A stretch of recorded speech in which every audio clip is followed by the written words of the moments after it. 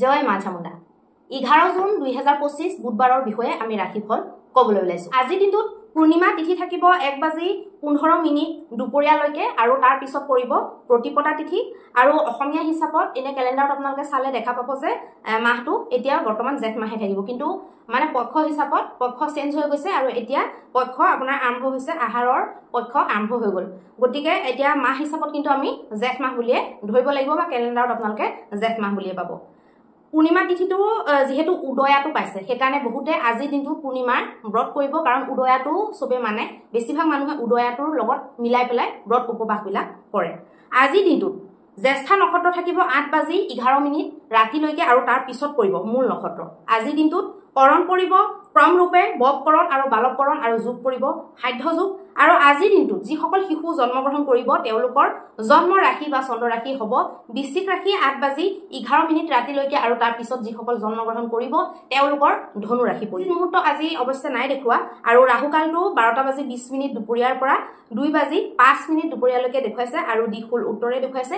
আৰু আজি দিনটোত যিসকল কন্যা পুষ্পিতা হ'ব তেওঁলোকৰ তুলনি বিয়াৰ যোগটো প্ৰতিহীনা যোগ দেখুৱাইছে।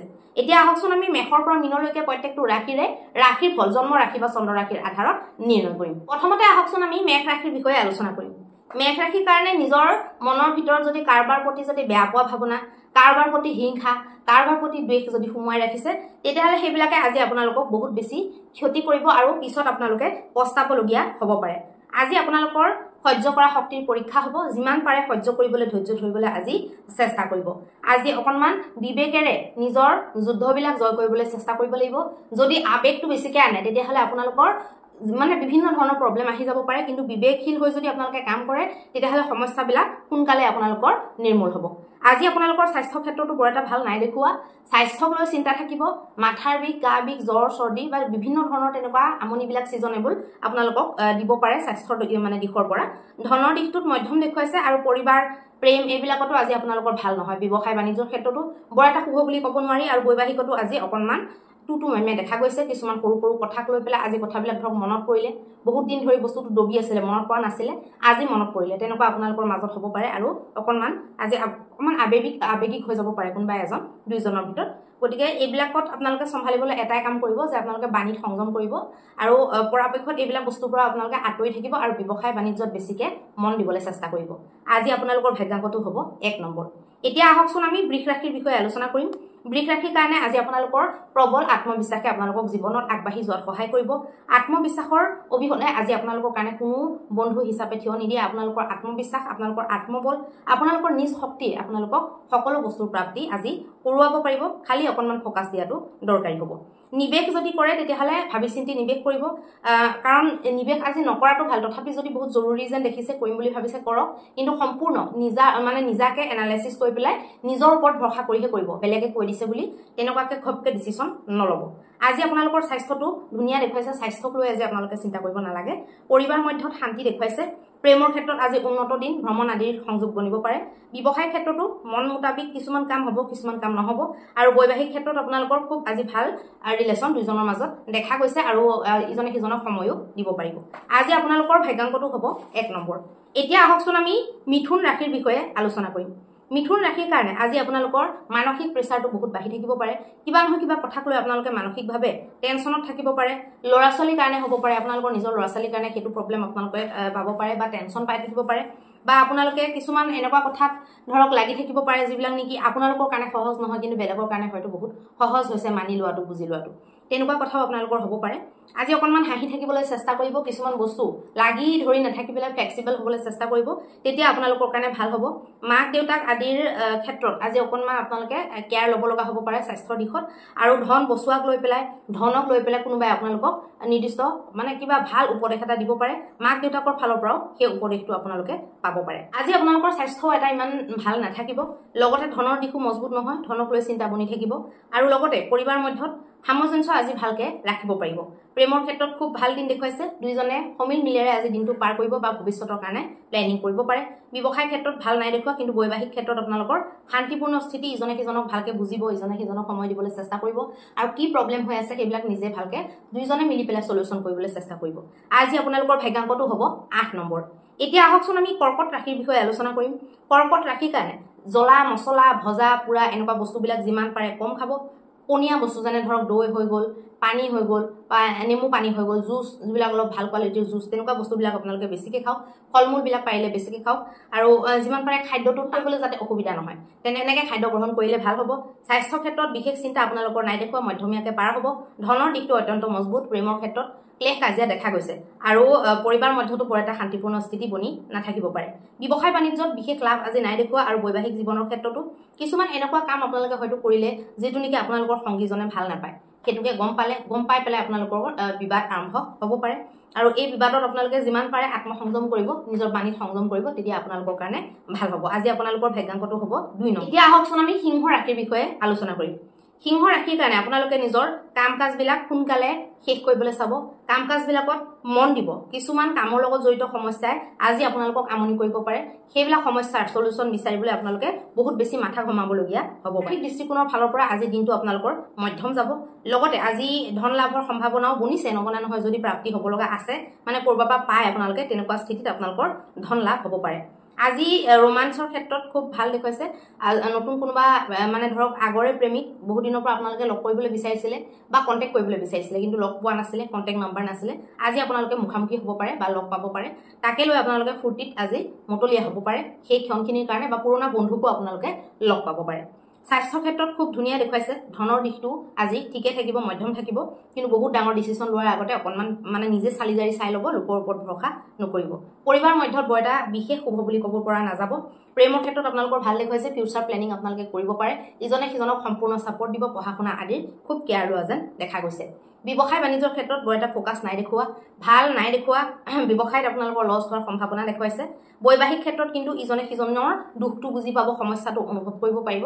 আৰু জীৱন সংগীৰ যিটো ধৰক ৰিলেশ্যন আপোনালোকৰ মাজৰ দুজনৰ খুব ভালকৈ আপোনালোকে অতিবাহিত কৰিব পাৰিব আজি আপোনালোকৰ ভাগ্যাংকটো হ'ব 1 নম্বৰ এতিয়া আহকচোন আমি কন্যা ৰাশিৰ বিষয়ে আলোচনা কৰিম কন্যা ৰাশিৰ কাৰণে আপোনালোকে বেছি চিন্তা বেছি হতাশা এইবিলাকত জীয়াই থকাটো ঠিক নহ'ব আপোনালোকে সৰু সৰু কথাৰ কাৰণে যদি হতাশ হয় নিৰাশ হয় তেতিয়াহ'লে সেইটো আপোনালোকে চেঞ্জ কৰিবলৈ অভ্যাসটো চেঞ্জ কৰিবলৈ চেষ্টা কৰিব লাগিব খুব পৰাপক্ষত আপোনালোকে মন্দিৰ যাবলৈ লওক খুব মন্দিৰ দৰ্শন কৰক মন্দিৰত গৈ পেলাই 15-20 মিনিট বহিবলৈ চেষ্টা কৰক আৰু বিশেষকৈ শিৱ মন্দিৰত গৈ পেলাই পানী বেলপাত এইবিলাক দিবলৈ আৰম্ভ কৰক তেতিয়া বহুতখিনি মাইণ্ডটো আপোনালোকৰ পজিটিভ হৈ যাব কনষ্টেণ্টলি যদি সেইটো কৰি থাকে আপোনালোকৰ কাৰণে খুব লাভ হোৱা যেন দেখা যাব আপোনালোকে কিছুমান সমস্যা হাঁহি হাঁহি পাৰ কৰিবলৈ চেষ্টা কৰিব কাৰণ কিছুমান সমস্যাত বেছিকৈ মানে ক'ব নোৱাৰা হৈ গ'ল সমস্যাটো আহিছে বুলি কি হ'ব বেছিকৈ চিন্তা কৰিলে তাৰ পৰাও একো বিশেষ লাভ দেখা নাযায় সময়ত গৈ পেলাই ক্ষতিহে হোৱা দেখা যায় ধনৰ দিশটো মজবুত দেখুৱাইছে নিৱেশ কৰোঁ বুলি ভাবিলে কৰিব পাৰে স্বাস্থ্য আপোনালোকৰ ভাল নহয় পৰিবাৰ মধ্যতো অকণমান ক্লেশ বনিব পাৰে প্ৰেমৰ ক্ষেত্ৰতো আজি এটা বিশেষ শুভ বুলি ক'ব নোৱাৰি ব্যৱসায় ক্ষেত্ৰত ভাল দেখুৱাইছে ব্যৱসায়ত আজি আপোনালোকে যদি নিৱেশ কৰিম বুলি ভাবিছে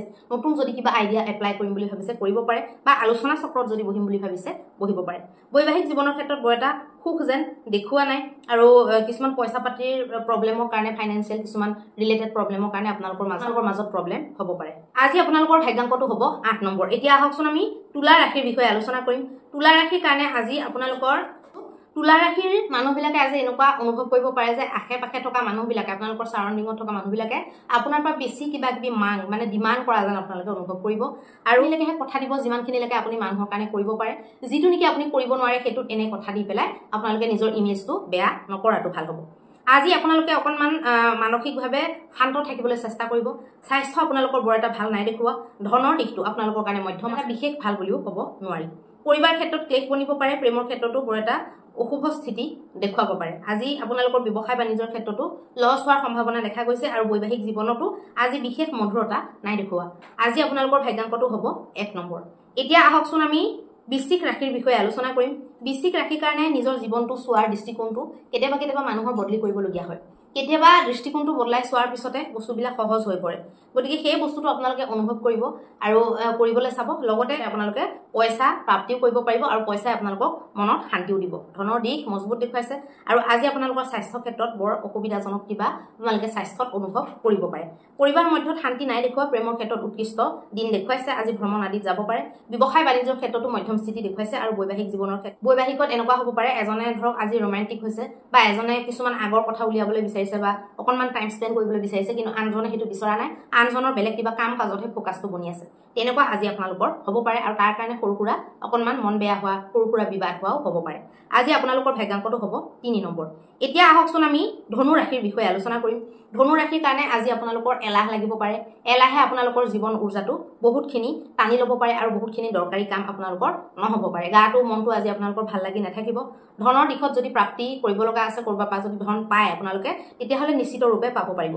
পৰিবাৰ মধ্যত কিন্তু মধ্যমীয়া স্থিতি দেখুৱাইছে, আৰু প্ৰেমৰ ক্ষেত্ৰত ভালে ভালে দিনটো আজি চলি যাব। আপোনালোকৰ ভ্ৰমণ বা কেৰিয়াৰ আদিৰ কথা আলোচনা হ'ব, বা ৰোমান্টিক আপোনালোকে টাইম স্পেণ্ড কৰিব পাৰিব। আজি আপোনালোকৰ ব্যৱসায় ক্ষেত্ৰতো বৰ এটা ভাল নহয়, ফ'কাছ কম থাকিব।